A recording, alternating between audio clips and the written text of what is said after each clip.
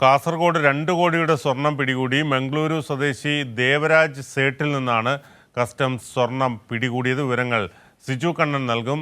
സിജു, വിശദാംശങ്ങൾ. ബിനു, ആഡംബരക്കാരന്റെ രഹസ്യറിയിൽ കൊണ്ടുപോവുകയായിരുന്ന 2 കോടി രൂപയുടെ സ്വർണമാണ് കസ്റ്റംസ് പിടികൂടിയത്. കസ്റ്റംസിന്റെ കണ്ണൂരിൽ നിന്നുള്ള സംഘമാണ് ഇത് പിടികൂടിയത്. ഇന്നലെ ചെറുപത്തൂരിൽ വെച്ചായിരുന്നു കസ്റ്റംസിന്റെ റെയ്ഡ്.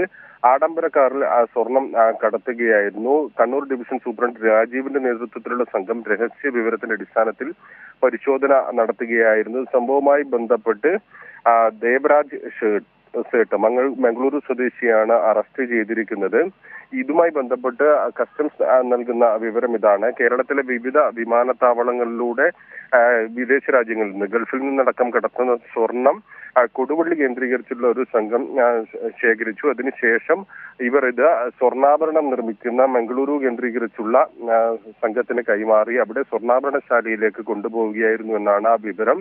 ഈ സ്വർണമാണ് പിടികൂടിയതെന്നാണ് വിവരം ലഭിച്ചിരിക്കുന്നത്. സ്വർണത്തിന് 2.04 കോടി രൂപ വില വരുമെന്നാണ് അറിയിച്ചിരിക്കുന്നത്. കോഴിക്കോട്, കരിപ്പൂർ, കൊച്ചി, നെടുമ്പാശ്ശേരി, കണ്ണൂർ വിമാനത്താവളങ്ങളിലൂടെയാണ് സ്വർണ്ണക്കടത്ത് നടത്തിയതെന്നാണ് ഇപ്പോൾ കസ്റ്റംസ് നൽകുന്ന വിവരം. കാസർഗോഡ് 2 കോടിയുടെ സ്വർണം പിടികൂടി.